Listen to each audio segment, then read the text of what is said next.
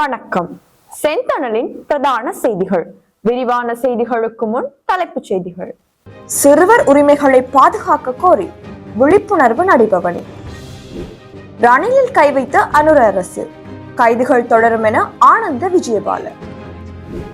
வணிக நிறுவனங்களுக்கு விடுக்கப்பட்டுள்ள கடுமையான எச்சரிக்கை. இலங்கையின் மின்சார பரிமாற்ற அமைப்பை நவீனமயமாக்குவதற்கான நடவடிக்கை. யாழில் வாழ்வத்துக்கு இலக்காகி குடும்பஸ்தர் பரிதாப மரணம். யாழில் சுகாதார சீர்கேட்டுடன் இயங்கிய உணவகங்களுக்கு எதிராக கடும் நடவடிக்கை. பிரித்தானியாவில் இலங்கை யுவதி படுகொலை. காசா நகரை அழிப்போம், இஸ்ரேல் எச்சரிக்கை. கனடாவில் அகதி நிலை கோரும் அமெரிக்கர்கள் எண்ணிக்கை அதிகரிப்பு. தொடர்வன விரிவான செய்திகள். சிறுவர் உரிமைகளை பாதுகாக்க கோரி விழிப்புணர்வு நடைபவனியானது ஜீவநகர் கிராமத்தில் பொதுநோக்கு மண்டபத்துக்கு முன்பாக நேற்று மாலை 4 மணி அளவில் ஆரம்பமாகி நடைபெற்றிருந்தது. சிறுவர் உரிமைகளை பாதுகாக்க கோரி விழிப்புணர்வு நடைபவனியானது ஜீவநகர் கிராமத்தில் பொதுநோக்கு மண்டபத்திற்கு முன்பாக நேற்று மாலை 4 மணி அளவில் ஆரம்பமாகி நடைபெற்றிருந்தது. சிறுவர் பாதுகாப்பு வாரத்தை முன்னிட்டு நாம் சிறுவர் எம்மை காப்பீர் எனும் தொனிப்பொருளிலான விழிப்புணர்வு பேரணியை முத்தியன்கட்டு கிராம சேவையாளர் பவிதா ஆரம்பித்து வைத்திருந்தார். முத்தியன்கட்டு ஜீவநகர் பொதுநோக்கு மண்டபத்திற்கு முன்பாக ஆரம்பித்த குறித்த பேரணியானது நடைபவனியாக சென்று ஜீவநகர் சமாதான சுவிசேஷ தேவாலயத்தில் நிறைவு பெற்றிருந்தது. ஜெப ஆலய மிஷன் திருச்சபையின் கீழ் இயங்கும் பெத்தேல் சிறுவர் அபிவிருத்தி நிலையத்தின் ஏற்பாட்டில் குறித்த விழிப்புணர்வு பேரணி நடைபெற்றிருந்தது. சிறுவர் துஷ்பிரயோகத்தில் ஈடுபடுவோருக்கு மரண தண்டனை கொடு, சிறுவர்களை பாதுகாப்போம், சிறுவர் துஷ்பிரயோகத்துக்கு மன்னிப்பு இல்லை, குழந்தைகளின் சிறப்பான எதிர்காலத்திற்காக நாம் எமது நிகழ்காலத்தை தியாகம் செய்வோம், அமர்த்தாதே அமர்த்தாதே, சிறுவர்களை வேலைக்கு அமர்த்தாதே, சிறுவர்களுக்கான சிறுவர் நேயம் உள்ளதும் பாதுகாப்பு மிக்கதுமான சூழல் ஒன்றை கட்டியெழுப்புவோம், வன்முறைகளில் இருந்து சிறுவர்களை நாம் பாதுகாப்போம் போன்ற பல்வேறு பதாதைகள் தாங்கிய விழிப்புணர்வு பதாதைகளுடன் நடைபவனி இடம்பெற்றிருந்தது. குறித்த பேரணியில் முத்தியன்கட்டுக்குளம் கிராம சேவையாளர் பபிதா, பெத்தேல் சிறுவர் அபிவிருத்தி நிலையத்தின் இயக்குனர் ஹாலேப் மற்றும் உத்தியோகத்தர்கள், பெற்றோர்கள், சிறுவர்கள் என பலரும் கலந்து கொண்டனர். நாட்டில் நாடாளுமன்ற உறுப்பினர்கள், அமைச்சர்கள் மற்றும் முன்னாள் ஜனாதிபதிகள் என அனைவருக்கும் சட்டம் சமமானது என பொது பாதுகாப்பு மற்றும் நாடாளுமன்ற விவகார அமைச்சர் ஆனந்த விஜயபால தெரிவித்துள்ளார். நாட்டில் நாடாளுமன்ற உறுப்பினர்கள், அமைச்சர்கள் மற்றும் முன்னாள் ஜனாதிபதிகள் என அனைவருக்கும் சட்டம் சமமானது என பொது பாதுகாப்பு மற்றும் நாடாளுமன்ற விவகார அமைச்சர் ஆனந்த விஜயபால தெரிவித்துள்ளார். இலங்கையின் அரசியல் வரலாற்றில் முதன்முறையாக நிறைவேற்று அதிகாரம் கொண்ட முன்னாள் ஜனாதிபதி ஒருவர் கைது செய்யப்பட்ட சம்பவம் நேற்று பதிவாகியது. முன்னாள் ஜனாதிபதி ரணில் விக்ரமசிங்க பதவியில் இருந்தபோது அரசு நிதியை தவறாக பயன்படுத்திய குற்றச்சாட்டில் கைது செய்யப்பட்டு விளக்கமறியலில் வைக்கப்பட்டுள்ளார். இது குறித்து ஆனந்த விஜயபால மேலும் தெரிவிக்கையில், குற்றம் செய்திருந்தால் அவர்களை நீதியின் முன் நிறுத்த நாங்கள் ஒருபோதும் தயங்க மாட்டோம். சட்டத்தை நடைமுறைப்படுத்துவது அந்தஸ்தை அடிப்படையாக கொண்ட ஒன்றல்ல. குற்றம் நிகழும் போது பாதிக்கப்பட்டவர்கள் மீது சட்டம் நடைமுறைப்படுத்தப்பட வேண்டும். அதுதான் தேசிய மக்கள் சக்தியின் முக்கிய நோக்கம். பாதிக்கப்பட்ட ஒவ்வொருவருக்கும் நீதியை உறுதி செய்வதில் நாங்கள் உறுதியாக உள்ளோம் என அமைச்சர் ஆனந்த விஜயபால தெரிவித்துள்ளார். அதிக விலைக்கு போத்தலில் அடைக்கப்பட்ட குடிநீரை விற்பனை செய்யும் வணிக நிறுவனங்களுக்கு நுகர்வோர் விவகார அதிகார சபை கடுமையான எச்சரிக்கை விடுத்துள்ளது. அதிக விலைக்கு போத்தலில் அடைக்கப்பட்ட குடிநீரை விற்பனை செய்யும் வணிக நிறுவனங்களுக்கு நுகர்வோர் விவகார அதிகார சபை கடுமையான எச்சரிக்கை விடுத்துள்ளது. நிர்ணயிக்கப்பட்ட விலையை மீறும் விற்பனையாளர்கள் மீது தண்ணீர் குளிர்விக்கப்பட்டதா அல்லது வேறு வர்த்தக நாமத்தின் கீழ் விற்பனை செய்யப்பட்டதா என்பதை பொருட்படுத்தாமல் சட்ட நடவடிக்கை எடுக்கப்படும் என அந்த அதிகார சபையின் தலைவர் ஹேமந்தா சமரகோன் தெரிவித்துள்ளார். சுற்றுலா சபையினால் அங்கீகரிக்கப்பட்ட வணிகங்களுக்கும் சட்டத்தில் இருந்து விலக்கு அளிக்கப்படவில்லை என்றும் அவர் கூறியுள்ளார். அரசாங்கத்தால் அங்கீகரிக்கப்பட்ட அதிகபட்ச சில்லறை விலையை விடவும் அதிகமான விலைக்கு போத்தல் குடிநீரை விற்பனை செய்வது சட்டவிரோதமானது என்றும் நுகர்வோர் பாதுகாப்பு சட்டங்களை மீறும் செயல் எனவும் அவர் தெளிவுபடுத்தினார். அதற்கு இணங்காத எந்த ஒரு விற்பனையாளர்களுக்கு எதிராகவும் நுகர்வோர் விவகார அதிகார சபை சட்ட நடவடிக்கைகளை தொடங்கும் எனவும் அவர் எச்சரித்துள்ளார். இலங்கையின் மின்சார பரிமாற்ற அமைப்பை நவீனமயமாக்குவதற்கான நடவடிக்கைகளை எரிசக்தி அமைச்சு தொடங்கியுள்ளது. இலங்கையின் மின்சார பரிமாற்ற அமைப்பை நவீனமயமாக்குவதற்கான நடவடிக்கைகளை எரிசக்தி அமைச்சு தொடங்கியுள்ளது. இந்த திட்டத்தின் பணிகளை விரைவுபடுத்துமாறு அமைச்சர் குமார ஜெயக்கோடி அதிகாரிகளுக்கு உத்தரவிட்டுள்ளார். தேசிய மின்சார பரிமாற்றம் மற்றும் விநியோக வலையமைப்பு மேம்பாடு மற்றும் செயல்திறன் ஊக்குவிப்பு திட்டத்தின் கீழ் புதிதாக கட்டி முடிக்கப்பட்ட 2 உபமின் நிலையங்களை ஆய்வு செய்த போது அவர் இந்த உத்தரவினை வழங்கினார். பத்திரமுல்லை மற்றும் கிரிந்திவெல உள்ளிட்ட இடங்களில் புதிய உபமின் நிலையங்கள் உருவாக்கப்பட்டு வருகின்றன. கிரிந்திவெல பரிமாற்ற நிலையம் மேல் மாகாண மின்சார பரிமாற்ற திறனை 500 மெகாவாட் அதிகரிக்கும். அதே நேரத்தில் புதிய உபமின் நிலையம் சுற்றியுள்ள பகுதிகளில் அதிகரித்து வரும் தேவையை பூர்த்தி செய்ய மின்சார திறனை 63 மெகாவாட் அதிகரிக்கும். மேம்படுத்தப்பட்ட வலையமைப்பு நம்பகத்தன்மையை மேம்படுத்தும், கூரை சூரிய மின் ஒருங்கிணைப்பை ஆதரிக்கும் மற்றும் எதிர்கால பெரிய அளவிலான புதுப்பிக்கத்தக்க திட்டங்களுக்கு இடமளிக்கும் என்றும் எதிர்பார்க்கப்படுகிறது. யாழில் வாழ்வெட்டிற்கு இலக்காகி குடும்பஸ்தர் ஒருவர் உயிரிழந்துள்ளார். யாழில் வாழ்வெட்டிற்கு இலக்காகி குடும்பஸ்தர் ஒருவர் உயிரிழந்துள்ளார். மட்டக்களப்பைச் சேர்ந்த சின்னத்தம்பி வடிவேல் என்பவரை இவ்வாறு உயிரிழந்துள்ளார். குறித்த சம்பவம் வடமராட்சி கிழக்கு சுண்டிக்குளம் பகுதியில் நேற்று இரவு இடம்பெற்றுள்ளது. சம்பவம் தொடர்பில் மேலும் தெரிய வருகையில், வடமராட்சி கிழக்கு சுண்டிக்குளம் பகுதியில் அமைந்துள்ள உடப்பு பிரதேசத்தைச் சேர்ந்த நபருக்கு சொந்தமான வாடியில் நேற்று இரவு 2 கடத்தொழிலாளர்களுக்கு இடையே கைகலப்பு இடம்பெற்றுள்ளது. கைகலப்பு முற்றியதில் இருவருக்கும் இடையில் வாழ்வெட்டு தாக்குதல் இடம்பெற்றுள்ளது. இந்த தாக்குதலில் குடும்பஸ்தர் ஒருவர் வெட்டி படுகொலை செய்யப்பட்டுள்ளதாக தெரிவிக்கப்படுகிறது. அத்தோடு சம்பவத்தில் காயமடைந்த நபர் ஒருவர் மந்திகை ஆதார வைத்தியசாலையில் அனுமதிக்கப்பட்டு சிகிச்சை பெற்று வருவதாக தெரிவிக்கப்பட்டுள்ளது.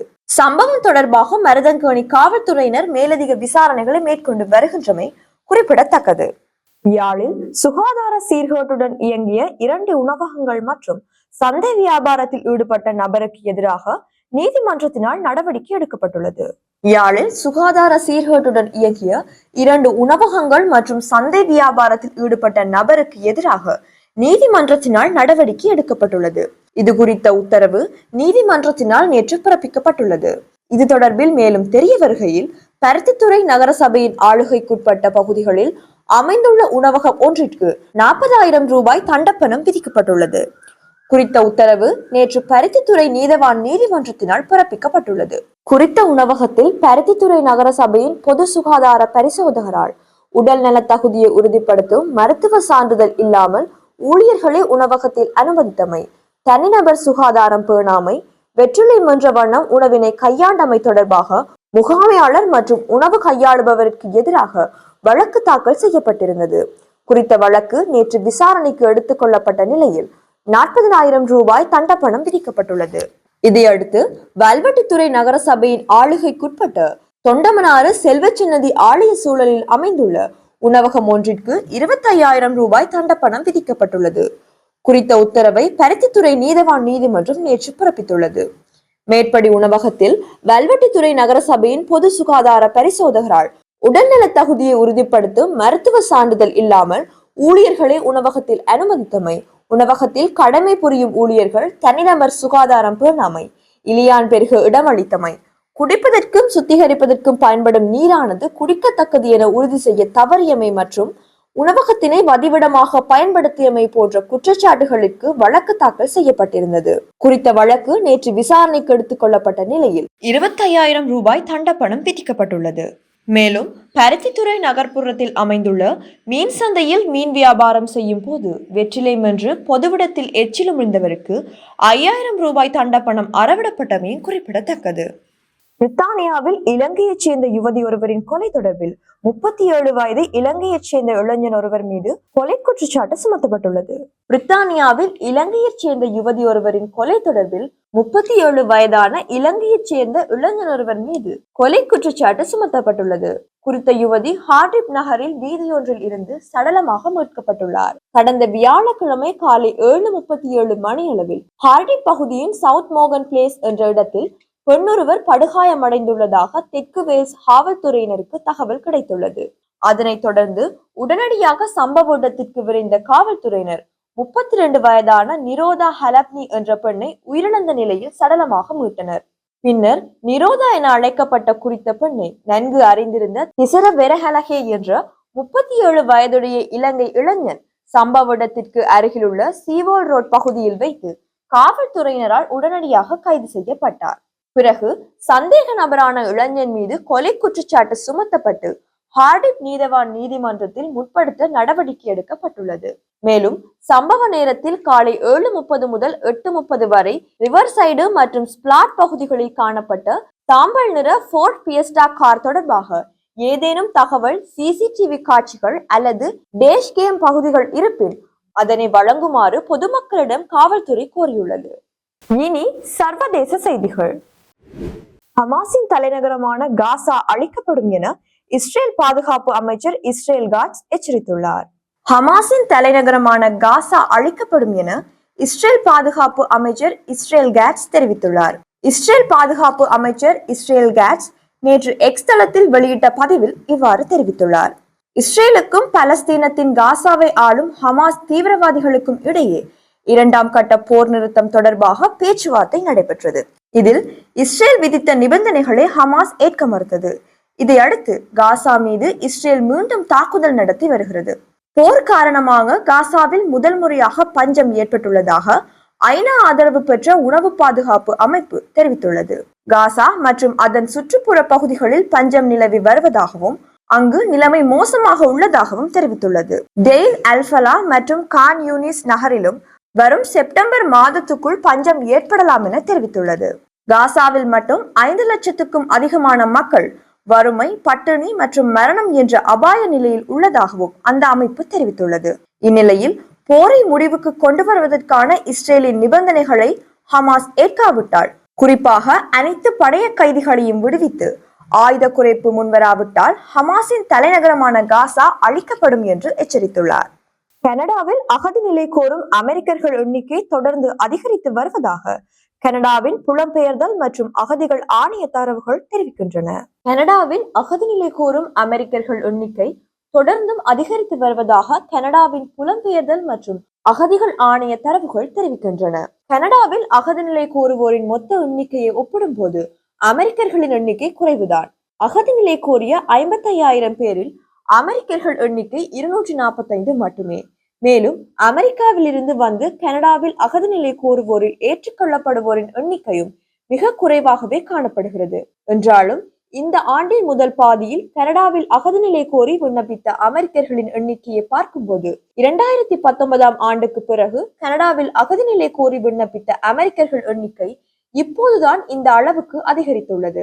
கடந்த ஆண்டில் 204 அமெரிக்கர்கள் கனடாவில் அகதி நிலை கோரி விண்ணப்பித்தார்கள். ட்ரம்ப் முதல் முறையாக ஜனாதிபதியாக தேர்ந்தெடுக்கப்பட்ட போதும் கனடாவில் அகதி நிலை கோரி விண்ணப்பித்தவர்களின் எண்ணிக்கை அதிகரித்தது.